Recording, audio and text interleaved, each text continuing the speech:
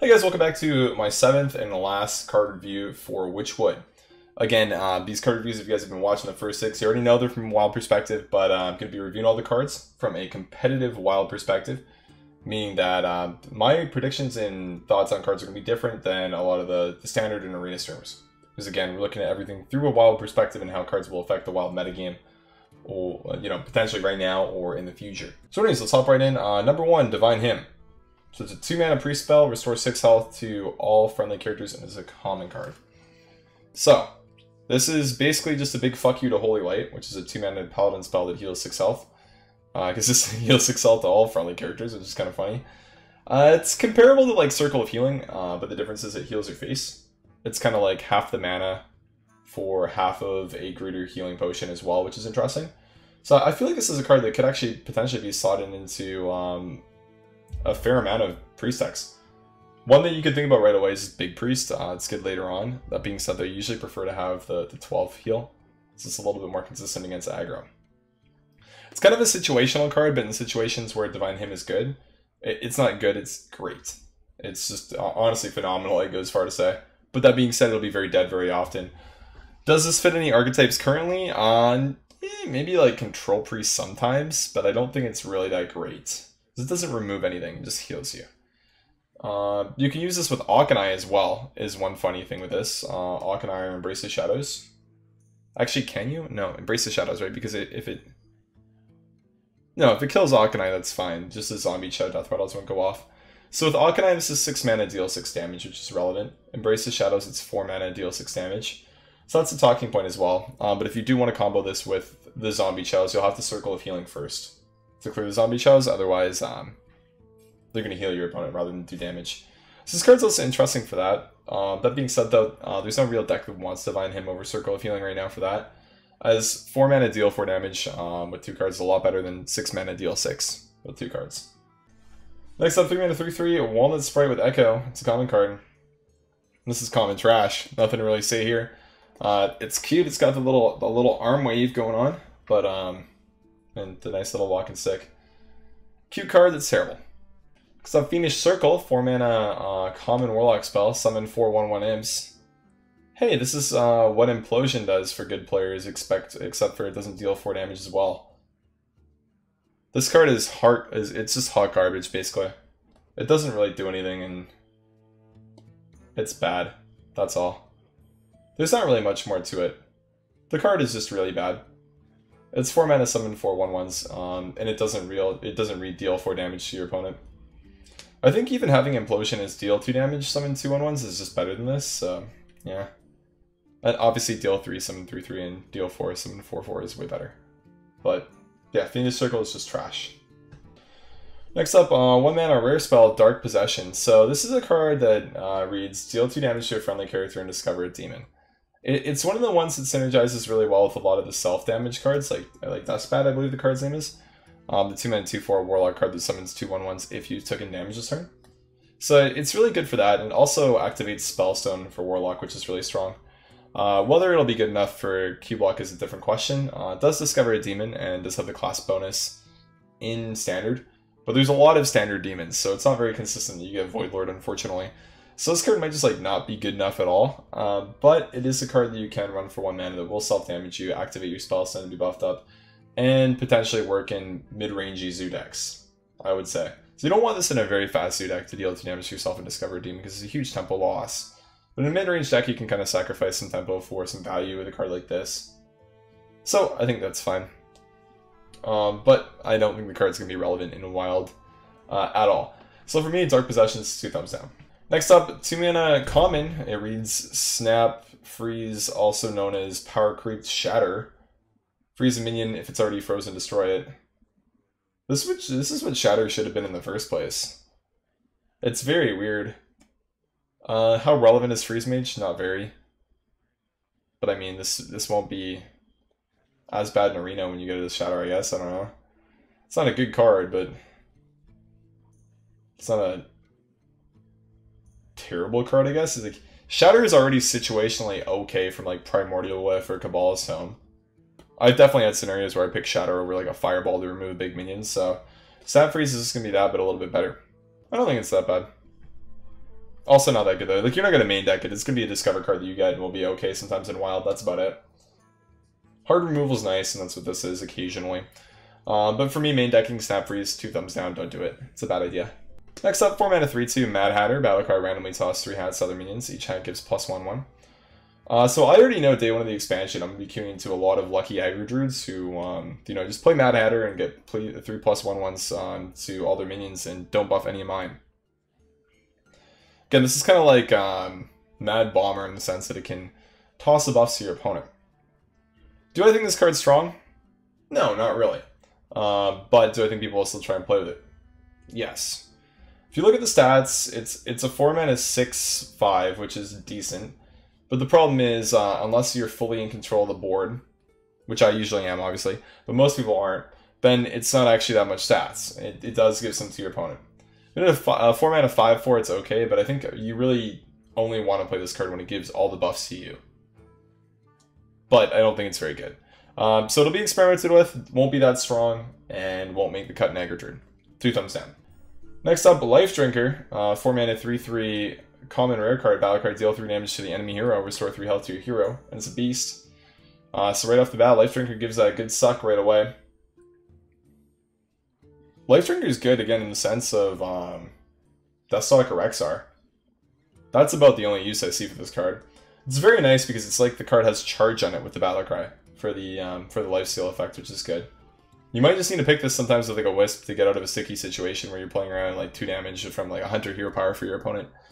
Heal 3, get a 4/4 with the Beast tag. Not bad. Is it good? No, not at all.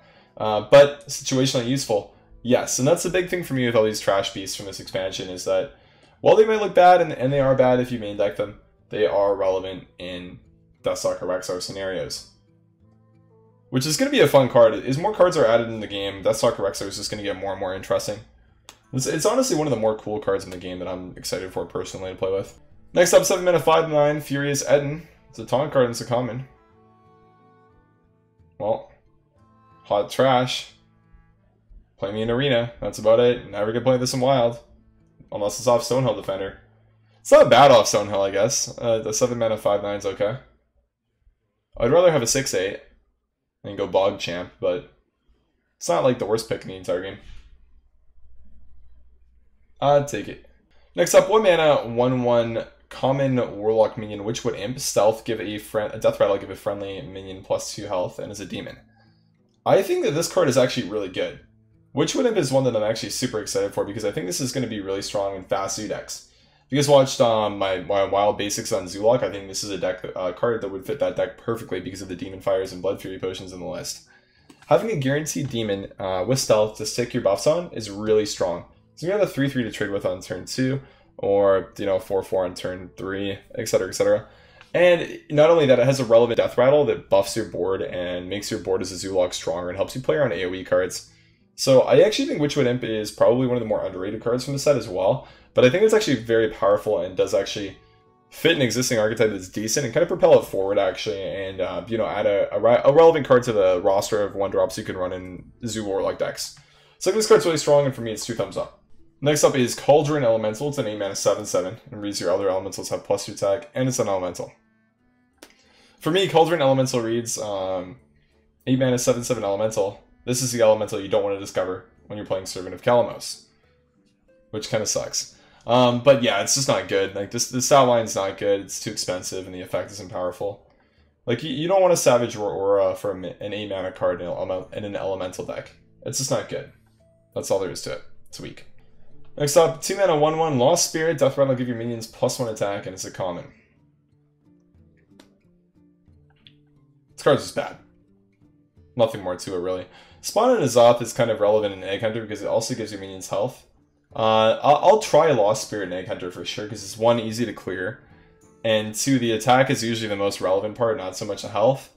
But the price tag for 2 mana getting a 1/1 is kind of rough, and the health is very relevant in Egg Hunter, I think. So getting the Mark and Lotus buff versus just like +1 attack is very, very strong. But this could potentially be a card that could work in that deck. No joke, especially in the early game. Play with you play Dragon Egg on turn 1, play Lost Spirit on turn 2. Well, you trade the Lost Spirit on turn 3, your Dragon Egg's active, you can start getting value from it, which is really good. But you'd probably just want to be running something like an Explorer's Hat if you want to use this card, so I don't think it's going to be that great. And it's probably just two thumbs down and 5 dust.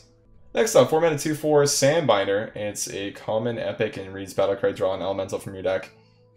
So the only real time I can see this card being okay is if you're playing a mid-range deck that wants like Ragnaros, or if you're playing Reno Mage and you want Baron Geddon.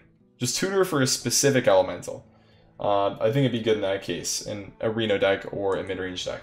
Again, you probably have to run 2 elementals. There's top-end cards for that reason, because if you draw them earlier, then Sandbinder is useless.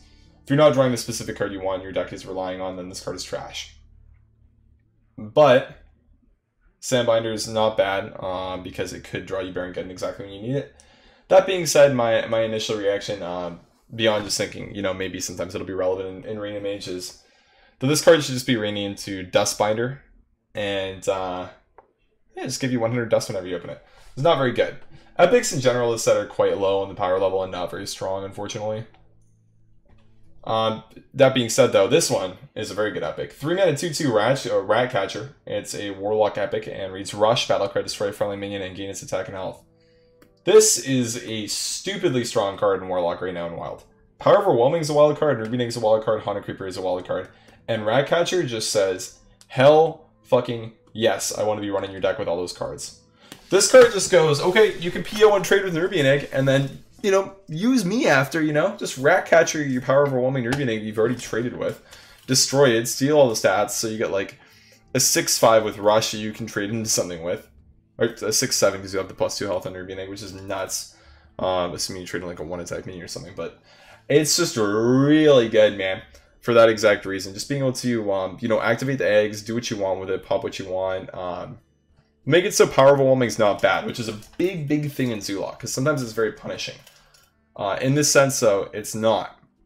Could also be, I don't think it'll be good, but you could also use it as like an activator for Carnivorous Cube, if you so choose to do that, and want to play for board, if that's ever relevant in the metagame. It becomes more mid-range, this card could be good for that reason.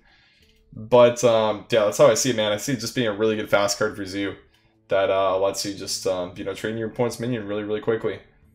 Deal with stuff like Doomsayer really well. Which is really good. Turn 2 Doomsayer, I mean, you're on the play. Sometimes you can just trade in, like, your Flame Imp, Ratcatcher it, deal with the Doomsayer, keep your board intact, and I think this card's really good just for that reason. And I'm super excited for this for Zoolock, and this should be a really, really good card for it, and allow you to play for a more Death Rattle-oriented build of the deck, which I think will be super good. So for me, Ratcatcher, 2 thumbs up. Let's catch some rats. Next up, Chief Inspector, 5 mana 4/6. It's a rare and reads battle cry, destroy all enemy secrets. Comma, just run Eater of Secrets or Kazan Mystic instead of me. Yeah, that's what the card reads. Just use Eater of Secrets or Kazan Mystic. I would never recommend really teching against secrets, but if you so choose to do so, don't be running Chief Inspector. Run the cheaper ones. Next up, 4 mana 1/6 Fell Soul Inquisitioner. 1 mana, yeah, it's a 1/6 lifesteal taunt demons, common and neutral. Got another neutral demon, that's kind of cool. But is this card good by any means? Hell no. This card sucks. 1/6, it's got a taunt at least. Sometimes you can get that, I guess, but yeah, it's bad. Maybe the lifesteal is relevant off of Stonehill sometimes, I don't know. I'm trying to see a you know, scenario where this card's even good. I think it looks cool, but I don't think it's good at all. Next up, Deranged Doctor, 8 mana 8/8, Death Rattle, restore 8 health to your hero. That's a deranged way to heal 8 health in Wild. Why not just play the anti-kill bot? I feel like Deranged Doctor is one of those cards that's really good for newer players. If they need top end in their deck that improves like a Boulder Fist Ogre. But the card's just clearly not good. You can resummon it with N'Zoth, sure. But you're never paying 8 mana just for this effect and are happy with it. You can get Spellbreaker, it doesn't have taunt attached to it. If this card had taunt, like, I could see it, man. If this is 8/8 taunt, Death Rattle, restore 8 health to your hero, oh man, this card would probably be fucking nuts, dude. But it doesn't. It's just an 8/8 that does something when it dies, which isn't good. And healing 8 health for 8 mana is not good. Like, this is just a very fair card, and fair is not what you want in Wild. So for me, Deranged Doctor, 2 thumbs down, don't main deck this. 1 mana 2/1 Swamp Leech, Lifesteal common card, and it's a beast. So This is cool again for the Deathstalker Rexar stuff, but outside of that, it sucks. It's not like Dire Mole where it's a 1-3 and a good style line to be running in aggro decks. It's just not. It's one of those cards that'll work with Rexar and be good in scenarios where you need to heal, especially being 2 attack and 1 health, so you know you get more attack when you attack and heal more. Which makes it really good. Card does have the good suck, as you can tell by the card art, but it's just not powerful and won't see play in any deck. Lastly, final card we'll be reviewing for the Witchwood. 4 mana 3/3 Night Prowler. Battle card, this is the only minion in your battlefield. In the battlefield, gain plus 3/3. It's a beast. I'm sure some druids will try and play this with the beast tag, try to buff it up with like Mark of Viscerage and stuff. Is this card ever good? No. Unfortunately not. I wish that I could say it would be. 4 mana 6/6 is good, but it's just not going to be a 4 mana 6/6 ever. Never on curve, at least. Or very rarely, maybe like 1 out of 9, 1 out of 10 games, we'll say. But it's not good. It's just bad. Okay, well I think that, that does it up with my overall review of the Witchwood. So what I've kind of got from this expansion is the power level has gone down an absolute ton from the last 2 expansions. Which is definitely weird because Knights of the Frozen Throne and Kobolds and Catacombs are just so powerful. Releasing stuff like Death Knights, you know, mana cheat mechanics like Call to Arms, Skull of Minari, Possessed Lackey, stuff like that, and really powerful cards like Void Lord. But I'm happy for this set from a standard perspective because a lot of the cards are weaker on a power level scale, and that'll be the case for standard in general outside of like Q-Block. So I think that this is fine just for a standard expansion. It's the first expansion of, you know, the Year of the Raven. So in general, the first expansion is always weaker, and then they make them stronger as they go on. As you just saw recently with the last expansion being nuts, right? But I actually think this is okay. It's not bad. From a wild perspective, it kind of sucks, man. We maybe have like 10 cards that'll do anything in the metagame in this format. Just because of the way that it's set up right now and how powerful Naga Sea Witch, Barnes, Call to Arms, and Void Color are. There's really not much you can do, you know, with any kind of a mid-rangey card or a card that you just want to play on curve that's not having a very overpowered effect when those cards exist, unfortunately. So the vast majority of the set is going to be absolutely irrelevant and wild and not do too much, even in standard, right? Like a lot of the power level of the cards in the set just aren't that good. That being said, though, I'm optimistic. My goals for the next upcoming expansion is to try to make a deck that every legendary can work in for wild. Mess around with that, have some fun with it, and just overall try some new archetypes and try to expand on existing ones.